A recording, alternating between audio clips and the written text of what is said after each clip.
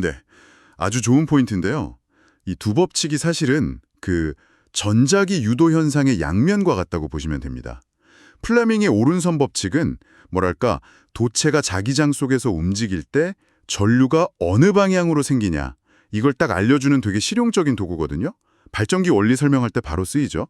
반면에 렌츠의 법칙은 조금 더 근본적인 원리, 왜 그 방향으로 전류가 흐르냐는 거죠.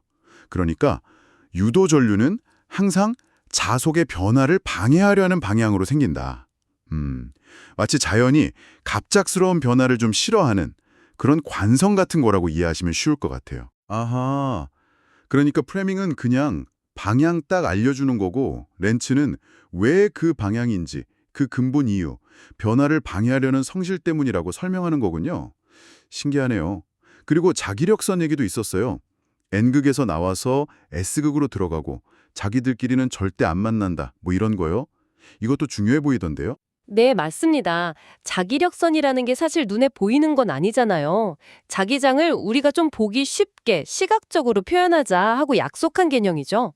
이 선들이 얼마나 빽빽한지 또 어느 방향으로 향하는지를 보면 자기장이 얼마나 세고 어느 쪽으로 작용하는지 알 수 있는 거고요. 특히 그 교차하지 않는다는 성질이 중요한데 그 말은 한 지점에서 자기장의 방향은 딱 하나로 정해진다는 뜻이거든요. 네, 그렇군요. 자, 이렇게 전기가 만들어지고 자기장이 작용하는 원리를 좀 봤으니까요. 이제 그 전기가 실제로 흘러가는 길, 회로 쪽으로 넘어가 볼까요? 회로에서는 어떤 게 가장 기본 규칙일까요? 키르히오프의 제1법칙, 이게 8번 문제에 나왔었어요. 네, 맞습니다. 키르히오프 제1법칙, 전류법칙이라고도 부르는데요. 아주 간단해요. 회로의 어떤 한 지점, 그러니까 선들이 만나는 점이죠. 거기로 들어오는 전류를 다 합치면 거기서 나가는 전류 합이랑 똑같다. 이겁니다. 비유하자면 사거리에 차가 들어오는 만큼 나가야 하잖아요. 갑자기 차가 사라지거나 생기진 않으니까요. 전류도 마찬가지로 전하가 갑자기 없어지거나 생기지 않는다. 그 전하량 보존 법칙을 회로에 딱 적용시킨 거예요.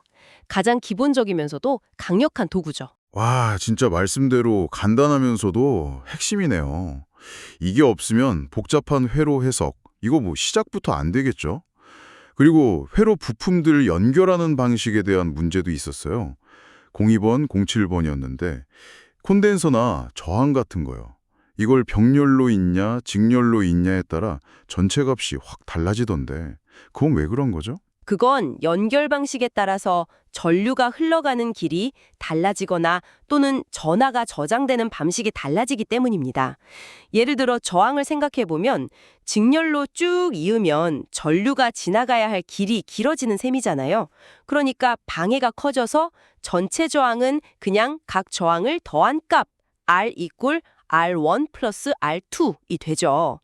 근데 이걸 병렬로 연결하면 전류가 나눠서 갈 수 있는 길이 여러 개 생기는 거니까 오히려 전체 저항은 더 작아져요.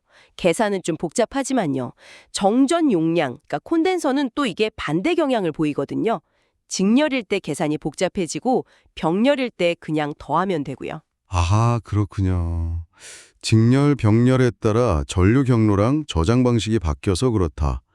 이게 결국 회로 설계할 때 원하는 대로 부품 배치하는 기본이 되겠네요. 그렇죠. 바로 그겁니다.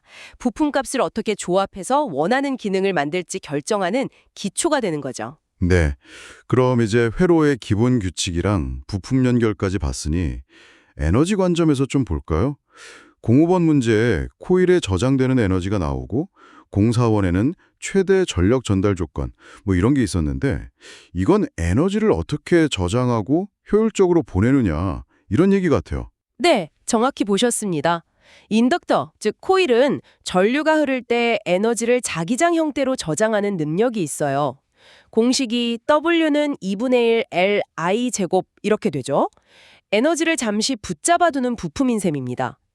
그리고 최대 전력 전달 조건이라는 건 발전소 같은 전원에서 우리 집 같은 두화로 에너지를 보낼 때 어떻게 해야 손실을 줄이고 가장 많이 보낼 수 있냐 그 조건에 대한 이야기예요. 이론적으로는 전원의 내부 저항이랑 부하의 저항이 같을 때 그때 최대 전력이 전달된다는 건데요. 이게 통신에서 신호 세게 보내거나 전력 시스템 효율 따질 때 아주 중요하게 쓰이는 개념입니다. 와, 그렇군요. 에너지를 저장하고 또 가장 효율적으로 보내는 방법까지. 이론이 실제 시스템에 바로 연결되네요. 마지막으로 이런 원리들이 실제 부품에서는 그럼 어떻게 나타나는지 콘덴서 종류 설명이 좀 흥미로웠어요.